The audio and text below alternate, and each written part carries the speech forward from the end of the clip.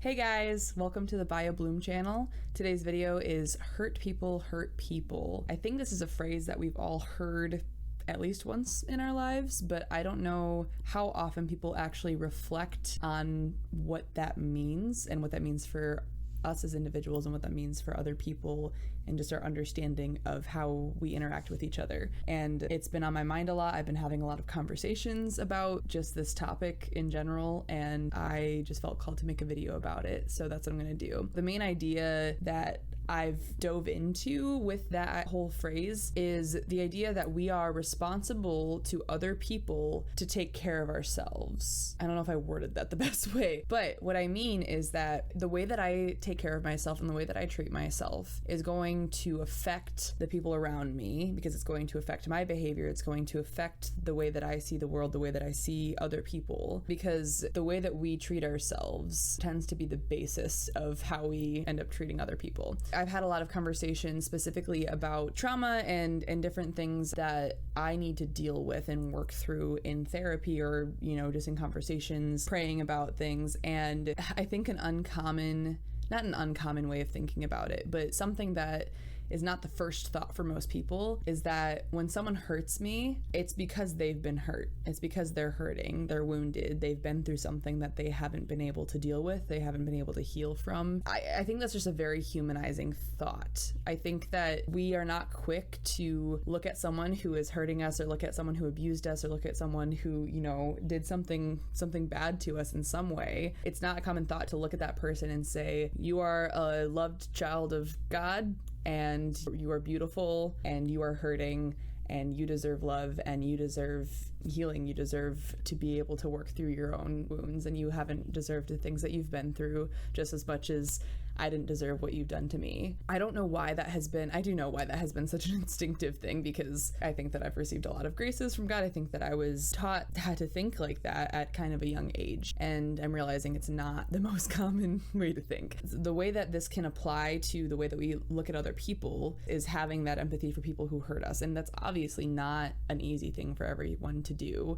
It's not easy to separate the pain that someone has caused you from the beauty of the person, because everyone is beautiful. Just because someone does something bad, no matter how bad it is, it doesn't decrease their worth. It doesn't make them a bad person. I don't know. I don't believe in bad people. So that's how that concept can apply to the people in our lives and how we look at them and how we look at the people who have hurt us. But then it also applies to how we should take care of ourselves. Because if I am hurt by someone and I allow that wound to grow and to open and to fester, if I don't take care of it, if I don't take care of my wounds, then what's going to happen is I'm going to be that person in that chain that's going to hurt someone else. Obviously, we're all human. We all hurt people without intending on it. We can't be perfect. We can't, avoid hurt in any way. But I've noticed that the people who don't look into themselves and the people who don't think that it's worth working on their own hearts because they don't think that they're worthy of it tend to hurt other people in the long run in very significant ways. I think that that's just a really important perspective to have, because even if you don't want to work on yourself for your own sake because you don't think that you're worth it, then I think it's easier to work on yourself when it's for the good of the people around you, for the good of every other person that you're going to interact with. I kind of had in my head that something happened and it formed an analogy in my head.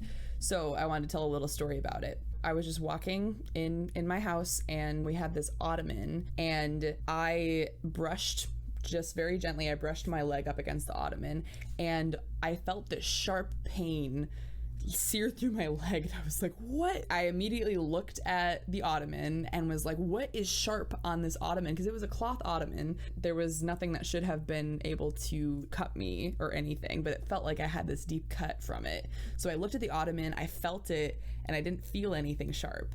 And I looked at my leg and I realized that I had a cut that was healing, that had dried blood on it. It was an old cut. It wasn't something that the ottoman caused. And I just wanted to die laughing, because I think that story is just such a good example of how we react emotionally to things, because we have these wounds that are healing, in the process of healing, that still are sensitive.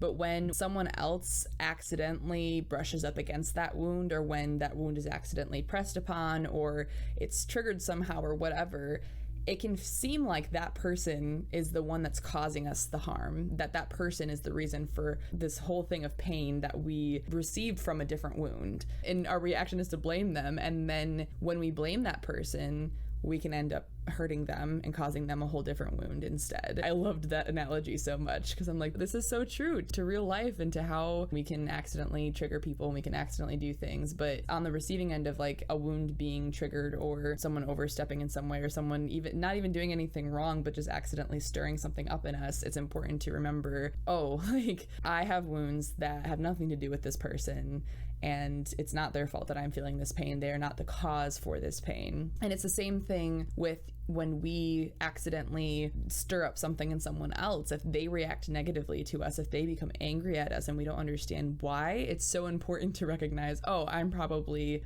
stepping on something sensitive. I probably accidentally touched a sensitive area, or I accidentally like reopened a wound or something. It's good to have that mindset so that we can have patience with the people that get upset with us when we haven't really done anything wrong. So I just wanted to give a little video about this because I've been reflecting on it a lot in a lot of different scenarios, and I think that the more that we are able to self-reflect on what are our wounds so that we can identify them before we blame someone else for them. If someone teased me about my weight growing up, and I know that it's a sensitive topic, but then someone makes a comment that isn't meaning to be hurtful, but ends up like someone mentions my weight in some way and I get angry at them, I'll know, oh, I'm sensitive about my weight, so this person is not the reason. If we can have that self-reflection and recognize our wounds ahead of time before we, interact with people and risk being triggered and risk, all these reactions, then we're going to stop that chain of hurt. And that's the whole thing, is hurt people, and that's a chain that happens pretty regularly, but we can lessen that chain. We can cut it off. If I come at the end of a long series of this person hurt this person, so they hurt them, so they hurt me, I can reflect on myself, and I can heal, and I can prevent myself from doing the same thing to someone else on accident. Because I don't think anyone, some people do intend to hurt other people, but I think a majority of the time when we hurt someone, it's not on purpose, or it's not because we hate the person and we want them to hurt. It's because we're hurting, and sometimes we want other people to hurt when we're hurting, and that can be healed and that can be worked through. Another part of all of this is just allowing God into your wounds, and that's just been a huge thing for me recently. I go to therapy regularly. I have been making a lot of progress lately that I've been really shocked by. And even today I had a therapy appointment and my therapist was like, Becca, it's so obvious to me that your healing is escalating because you're allowing God into it. She was like, this speed and this progress that you're making is not normal. And the only way that I can explain it is that you're letting God into it, and he's guiding you, and he's able to dig deeper than I'm able to. So that was just an awesome thing to hear. I hope that you're able to reflect on your own life and reflect on the things that have hurt you, and recognize that there's no wound that's insignificant. This is a huge thing too, is even if you haven't been through something that you would consider traumatic, there are still things that you're gonna have to work through, because all of the people around you are imperfect and are going to hurt you at some point.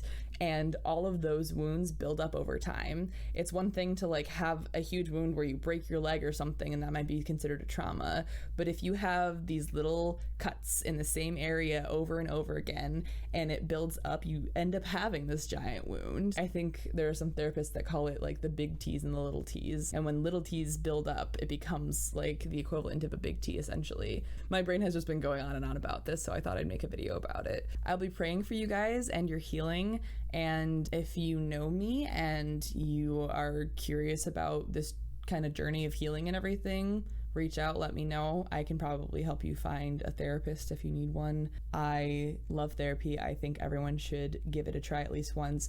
If you don't like therapy because of one therapist or two therapists that you didn't click with, don't let that stop you from continuing to try, because it's like finding friends. You're not going to get along with every single person that you meet, and when you find someone that you click with, it's so amazing. I'm currently seeing like the most amazing therapist I've ever been to, and I've been to a few. So I'm super happy with the progress that I'm making, and I wanted to share that and share the thoughts that are going through my head and the reflections that I'm taking. I wanted to encourage you guys to reflect on your own lives and reflect on what you can do for yourself, but also in your own life for the people around you, because you can't fully take care of other people until you're taken care of, and you can't treat other people with respect until you respect yourself, and you can't see the value in other people until you see the value in yourself.